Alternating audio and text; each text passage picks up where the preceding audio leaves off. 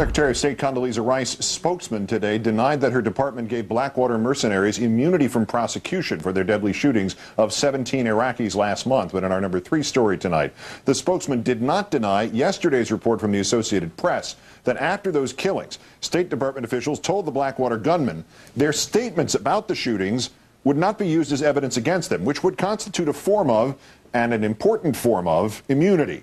Furthermore, the spokesman suggested that Secretary Rice's request for an FBI investigation shows that she believes the gunmen can be prosecuted for the killings, which occurred in Baghdad on September 16. We would not have asked the FBI and the Department of Justice to get involved in a case that we did not think that they could potentially prosecute. We can't immunize people here at the Department of State from federal prosecution. And even with limited protections that we've talked about, that I've read about in the press, those limited protections do not preclude a federal prosecution. Thus rendering some of Secretary Rice's statements of a week ago inoperative. She suggested at that point prosecution might not be an option, echoing previous testimony by Blackwater's CEO Eric Prince. He had told Congress that the laws governing U.S. contractors overseas apply only to those employed by or accompanying U.S. military. In the Baghdad shooting, Blackwater gunmen were escorting diplomats. On top of that, a review panel Secretary Rice assembled after the shooting specifically told her earlier this month, quote, the panel is unaware of any basis for holding non-Department of Defense contractors accountable under U.S. law. As for Iraqi law, Iraq's parliament is right now considering legislation that would let it prosecute mercenaries in the future. It was a right denied to them by the original U.S.-led coalition run by Paul Bremer, whose security was provided by Blackwater.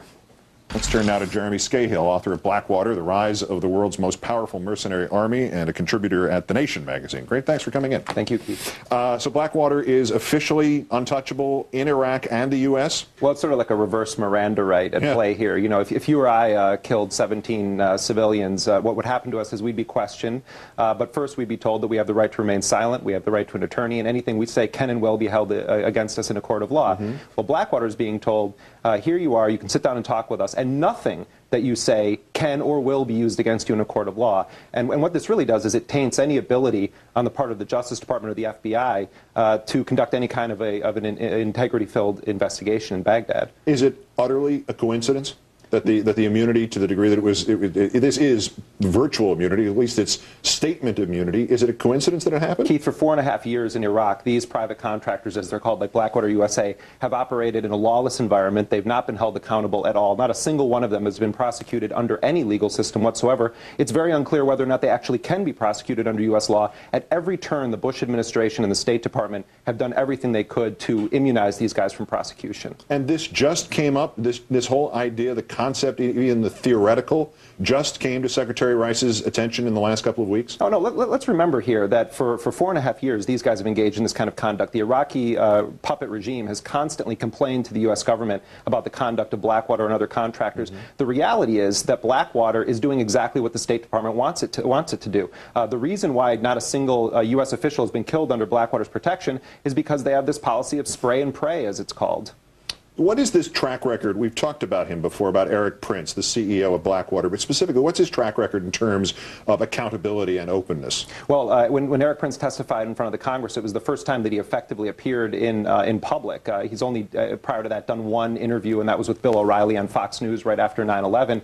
His company has consistently refused to hand over documents to the Congress when Waxman, for instance, has requested them. His idea of accountability is giving his men an option when they engage in misconduct, aisle seat or window seat. What is his mindset regarding Iraq in terms of politics or anything else that's relevant? Eric Prince has made about $1 billion for his company off of its Iraq work. He could have made a lot more. This is a guy who is not just a businessman. He's an ideological foot soldier for the administration. He wants his forces to be in Iraq. He supports the aggressive offensive policy of the Bush administration. He also has very close links to a number of radical right-wing Christian organizations that could be defined as having a crusader agenda. It's very frightening that this is the force that the administration has chosen to deploy armed and dangerous in a Muslim country. So when you or I might have read Joseph Heller's Catch-22 and came across the character of Milo Binder, who eventually privatizes the entire army, the entire Second World War, from the position of supply sergeant, but basically takes over the world and makes a profit off of everything, we read it with horror, sarcasm, surprise. This man read it as a how-to manual? Well, he envisions Blackwater as the Federal Express of the national security apparatus. He says he wants to do for the military what FedEx did for the post office.